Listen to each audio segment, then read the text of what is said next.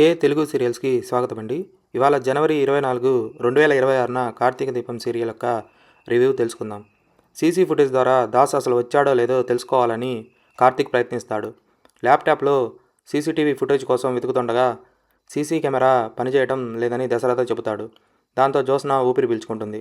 అసలు దాస్ బాబాయ్ రాలేదని నేను చెప్తుంటే వినిపించుకోవడం లేదని ఇప్పుడు చూసావని మండిపడుతుంది జ్యోత్స్న.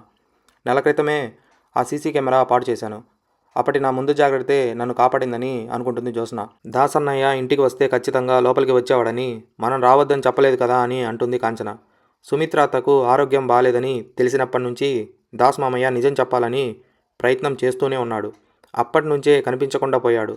జ్యోత్స్న మీదే నా అనుమానమని అనుకుంటాడు కార్తీక్.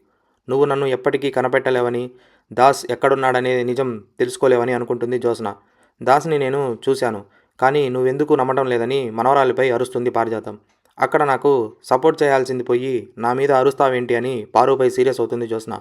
అసలే దాస్ వస్తే ఎక్కడ నిజం బయటపడుతుందని నాకు టెన్షన్గా ఉందని అంటుంది. నీ కళ్ళజోడు మార్చుకోమని వెళ్ళిపోతుంది జ్యోత్స్న. ఇంట్లో అందరూ కలిసి భోజనం చేస్తుండటంతో శివనారాయణ సంతోషిస్తాడు. నువ్వు రావటం లేదని అందరం బాధపడ్డాం. వెంటనే బావకు ఫోన్ చేసి చెప్తే ఆయన ఇంటికి తీసుకొచ్చాడని అంటాడు దశరథ. కలిసి తినటంలో ఎంతో ఆనందం ఉంటుంది, కానీ నేను వండిన వంటలు మీరంతా తింటుంటే మనసు తృప్తి పడుతోంది అని చెప్తుంది దీప. సుమిత్ర దశరథల మధ్య కూర్చొని దీప భోజనం చేస్తుండగా జ్యోత్స్న మండిపడుతుంది. పదే పదే తల్లి లాంటిది తండ్రి లాంటిది అని మా అమ్మ నాన్నల్ని అనొద్దని సీరియస్ అవుతుంది.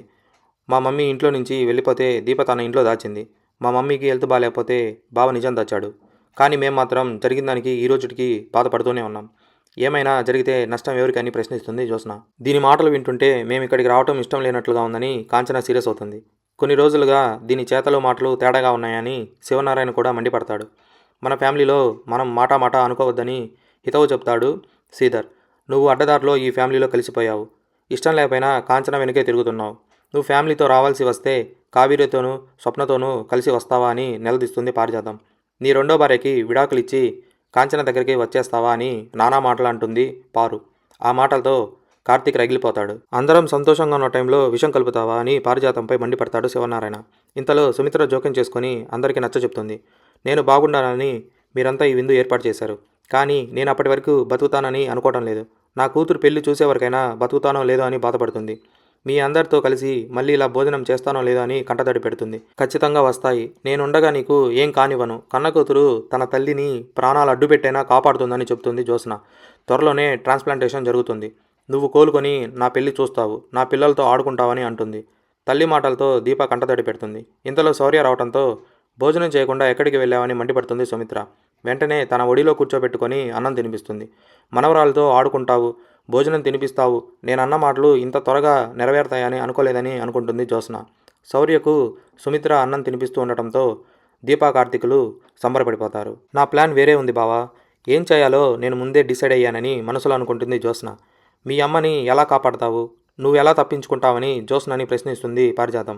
దానికి ఓ కథ చెప్పిన జ్యోత్స్న, కొన్నాళ్ళు నేను సైలెంట్గా తప్పుకుంటానని, మా అమ్మ చనిపోయిన తర్వాత వస్తానని అనుకుంటుంది. జ్యోత్స్న దగ్గర ఏదో ప్లాన్ ఉండబట్టే అంత కాన్ఫిడెంట్గా మాట్లాడిందని కార్తీక్తో అంటుంది దీప. దాస్ని ఎత్తుకుపోయిన రౌడీలు అతనికి వార్నింగ్ ఇస్తారు. ఇంతలో జ్యోత్స్న ఫోన్ చేసి నిజం చెప్పాలని అనుకుంటున్నావా, చచ్చిపోతావా అని మండిపడుతుంది. తప్పు సర్దిద్దుకో, దీపని ఏం చేయొద్దని చెప్తాడు దాస్. ఇంతటితో ఎపిసోడ్ ముగుస్తుంది.